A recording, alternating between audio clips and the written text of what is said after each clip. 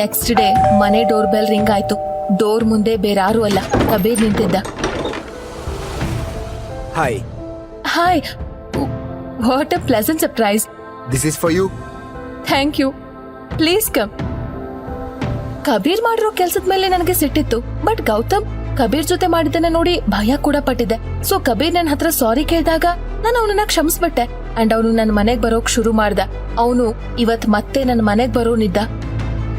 ನೀನಿವತ್ತು ಏನ್ ಬೇಕಾದ್ರೂ ಮಾಡು, ಆದ್ರೆ ಕಬೀರ್ ಜೊತೆ ಇವತ್ ನಿನ್ ಹೆಂಡತಿ ಹೋಗೋದನ್ನ ನಿನ್ನಿಂದ ತಡೆಯೋಕ್ಕಾಗಲ್ಲ. ಈಗ ಈ ಕೆಲ್ಸ ನಿಲ್ಸಿ ಹೋಗಿ ಅವಳ ಸೀರೆಗೆ ಐರನ್ ಮಾಡು. ಕಬೀರ್ ಇನ್ನೇನ್ ರೀಚ್ ಆಗ್ಬೋದು. Come on.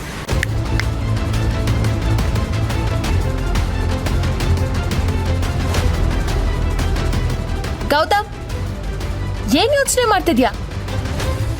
ಹಾ, ನೆನ್ಪಿಸ್ಕೊಂಡ್ಯಾ? ನೆನ್ಪ್ ಮಾಡು ಹಾಗೆ ನಿನ್ನಲ್ಲಿ ಏನಿದೆ? ನನ್ ಹೇರ್ ರೋಲರ್ ಎಲ್ಲಿಟ್ಟಿದ್ಯಾ? ಹೋಗ್ ತಗೊಂಡ್ ಬಾ. ಅಂಡ್ ಇಲ್ಲಿ ಕೇಳು, ಇವತ್ ಕಬೀರ್ ಬರ್ತಿದ್ದಾನೆ. ಅವ್ನ್ ಮುಂದೆ ನಮ್ ಮರ್ಯಾದೆ ಹರಾಜ್ ಆಗುವಾಗ ಯಾವ ಕೆಲ್ಸನೂ ಮಾಡ್ಬೇಡ, ಅರ್ಥ ಆಯ್ತಾ? ನಾನ್ ಕಿಚನ್ ನಿಂದ ಹೊರಗೆ ಹೋಗ್ತಿದ್ದಂತೆ ಗೌತಮ್ ಫೋನ್ಗೆ ಒಂದ್ ಕಾಲ್ ಬಂತು. ಅದ್ನ ಅವನು ಇಗ್ನೋರ್ ಮಾಡ್ದ. ಬಟ್ ಯಾಕೆ ಅಂತ ನನ್ಗೆ ಗೊತ್ತಾಗ್ಲಿಲ್ಲ.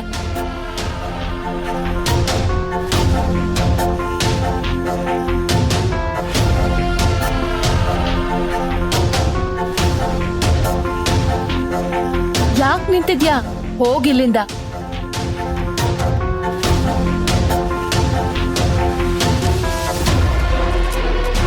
ಅನ್ವಿ, ನಾವು ಗಂಡ ಹೆಂಡತಿ. ಅದೇ ದುಃಖದ ವಿಚಾರ.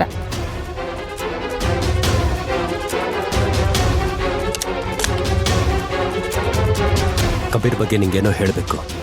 ಅವನು ಒಳ್ಳೆಯವನಲ್ಲ. ಅವ್ನು ನಿನ್ನ ಹತ್ರ ಬಂದಾಗ ನಿನ್ನ ಟಚ್ ಮಾಡಲೇಬೇಕು ಅನ್ನೋ ಹಾಗೆ ಬರ್ತಾನೆ.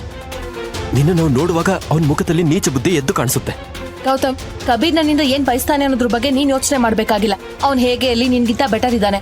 ಅಂಡ್ ಫಾರ್ ಯೋರ್ ಇನ್ಫಾರ್ಮೇಶನ್, ಅವನು ನನ್ನ ಹೊಸ ಕಂಪ್ನಿಯಲ್ಲಿ ಇನ್ವೆಸ್ಟ್ ಮಾಡ್ತಾ ಇದ್ದಾನೆ. ಅವ್ನು ನನಗೆ ಹೊಸ ಪ್ರಾಜೆಕ್ಟ್ ಪಡೆಯೋಕೆ ಹೆಲ್ಪ್ ಮಾಡ್ತಿದ್ದಾನೆ. ಅಂಡ್ ನೀನು ನಾನ್ ಕೊಟ್ಟಿರೋ ದುಡ್ಡಲ್ಲಿ ಜೀವಿಸ್ತಾ ಇದ್ಯಾ. ಅನ್ವಿ, ಅವ್ನು ನಿಂಗೆ ಯಾವ ಪ್ರಾಜೆಕ್ಟ್ನೂ ಕೊಡಲ್ಲ. ಅವ್ನು ಸುಮ್ಮನೆ ನಿನ್ನನ್ನು ಫೂಲ್ ಮಾಡ್ತಿದ್ದಾನೆ ಅಷ್ಟೇ. ಗೌತಮ್ ಪ್ಲೀಸ್, ನಿನ್ನ ಕೆಟ್ಟ ಮಾತು ಮತ್ತೆ ಕೆಟ್ಟ ಮುಖನ ಇಲ್ಲಿಂದ ಸ್ವಲ್ಪ ದೂರನೇ ತಗೊಂಡು ಹೋಗು. ನಾನ್ ಕಬೀರ್ ಜೊತೆ ಹೋಗಿಲ್ಲ ಅಂದ್ರೆ ತಾತಮ್ಮ ನನ್ನನ್ನ ಕೆಲ್ಸದಿಂದ ತೆಗಿತಾರೆ. ಆಮೇಲೆ ಈ ಮನೆ ಖರ್ಚು, ಮಮ್ಮಿ ಡ್ಯಾಡಿ ಖರ್ಚು ಜೊತೆಗೆ ನಿನ್ ಬಾರನ ಹೇಗ್ ಮ್ಯಾನೇಜ್ ಮಾಡ್ಲಿ? ಜಸ್ಟ್ ಗೆಟ್ ಔಟ್ ಯಾರ್, ಜಸ್ಟ್ ಲೀವ್. ನನಗ್ ಒಂದ್ ನಿಮಿಷಕ್ಕೆ ನಾನು ಸ್ವಲ್ಪ ಜಾಸ್ತಿನೇ ಮಾತಾಡ್ದೆ ಅನ್ನಿಸ್ತು. ನನ್ ಮಾತು ಕೇಳಿ ಗೌತಮ್ ಕಣ್ಣಲ್ಲಿ ನೀರ್ ತುಂಬಿಕೊಳ್ತು.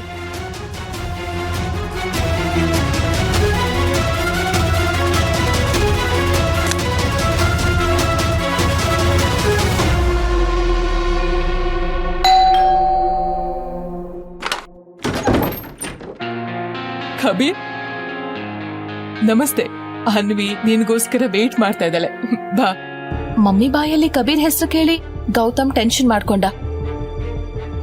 ಅಯ್ಯೋ, ಬಂದ್ಬಿಟ್ಟ ಮಾನ್ಗೆಟ್ಟೋನು, ದರಿದ್ರ ಮುಖ ತೋರ್ಸೋಕೆ. ಏನ್ ಹಂಗ್ ನಿಂತಿದ್ಯಾ? ಕಬೀರ್ ಬಂದಿದ್ದಾನೆ, ಹೋಗ್ ಚಾಯ್ ತಗೊಂಡ್ ಬಾ. ಹೋಗು. ಕಬೀರ್ ಇನ್ನೂ ಪ್ರೀತಿಯ ನಾಟಕ ಆಡಿ ಅವನ್ ಹೆಂಡತಿ ಅಂದ್ರೆ ನನ್ನ ಹತ್ರ ಬರೋಕೆ ಟ್ರೈ ಮಾಡ್ತಾನೆ ಅಂತ ಅವನಿಗೆ ಗೊತ್ತಾಗಿತ್ತು. ಬಾ ಮಗ್ನೆ, ಕುತ್ಕೋ. ನಾನ್ ಫ್ರಿಡ್ಜ್ ಹತ್ರ ಹೋಗ್ತಿದ್ದಂತೆ ಗೌತಮ್ ಫೋನ್ಗೆ ಮತ್ತೆ ಅನ್ನೋ ನಂಬರ್ನಿಂದ ಕಾಲ್ ಬಂತು. ಆದ್ರೆ ಮೊದ್ಲಿನ ತರ ಅವನು ಈ ಸಲ ಕೂಡ ಕಾಲ್ ಕಟ್ ಮಾಡ್ದ. ಗೌತಮ್ಗೆ ಸಡನ್ ಆಗಿ ಇಷ್ಟೊಂದು ಕಾಲ್ಸ್ ಹೇಗ್ ಬರ್ತಾ ಇದೆ ಅಂಡ್ ಅವನದನ್ನ ಯಾಕೆ ಕಟ್ ಮಾಡ್ತಿದ್ದಾನೆ ಅಂತ ನನಗೆ ತಿಳಿತಾನೆ ಇರ್ಲಿಲ್ಲ. ನಾನ್ ಕಬೀರ್ಗೋಸ್ಕರ ಸೀರೆ ಉಟ್ಕೊಂಡೆ. ನನ್ನನ್ನ ಸೀರಿಯಲ್ ನೋಡಿ ಗೌತಮ್ ಮೈ ಮಾಡ್ತಾ.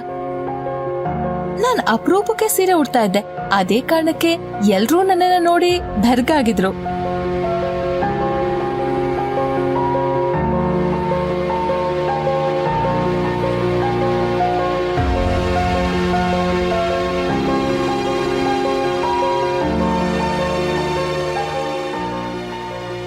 ಅರೆ, ಈ ಸೀರೆ ಉಟ್ಕೊಂಡು ಪಾರ್ಟಿಗೆ ಹೋಗ್ತೀಯಾ? ಐ ಕ್ಯಾನ್ ಅಂಡರ್ಸ್ಟ್ಯಾಂಡ್ ನಿನ್ನ ಹಸ್ಬೆಂಡ್ ನಾಲಾಯಕ್ ಬೇಕೂಫ ನಿಂಗೆ ಡ್ರೆಸ್ ಬೈ ಮಾಡ್ಕೊಡಲ್ಲ ಅಂತ. ನ್ಯಾಚುರಲಿ ನನ್ಗ ಮಾತು ಇಷ್ಟ ಆಗಿಲ್ಲ. ಗೌತಮ್ ಕಬೀರ್ ಬಗ್ಗೆ ಕರೆಕ್ಟ್ ಆಗಿ ಹೇಳ್ತಾನೆ. ಸೊ ನಾನ್ ನಿಂಗೆ ಒಂದು ಡಿಸೈನರ್ ಡ್ರೆಸ್ ತಗೊಂಡ್ ಬಂದಿದ್ದೀನಿ. ಇದನ್ನ ಹಾಕೋ, ನಡಿ. ನಾನ್ ನಿನ್ನ ಪಾರ್ಟಿಗೆ ರೆಡಿ ಮಾಡ್ತೀನಿ. ಕಬೀರ್ ಡಿಸೈನರ್ ಡ್ರೆಸ್ ಚೇಂಜ್ ಮಾಡೋಕೆ ನನ್ನನ್ನ ನನ್ ರೂಮ್ಗೆ ಕರ್ಕೊಂಡು ಹೋಗೋಕ್ ನೋಡ್ದ. ಆದ್ರೆ ಅದು ಗೌತಮ್ಗೆ ಇಷ್ಟ ಇರಲಿಲ್ಲ. ಯು ಇಡಿಯಟ್, ಸಾರಿ. ಇದೇನ್ ಮಾಡ್ದೆ ನೀನು? ಎಲ್ಲ ಶುಭ ಕಾರ್ಯಕ್ಕೆ ಏನಾದ್ರೂ ಅಪಶಕನ ಮಾಡೇ ಮಾಡ್ತೀನಿ ಅಂತ ಪ್ರತಿಜ್ಞೆ ಏನಾದ್ರೂ ಮಾಡಿದ್ಯಾ ನೀನು? ಹೋಗಿ ಬಟ್ಟೆ ತಗೊಂಡ್ ಬಂದು ಸರ್ ಶೂ ಕ್ಲೀನ್ ಮಾಡು.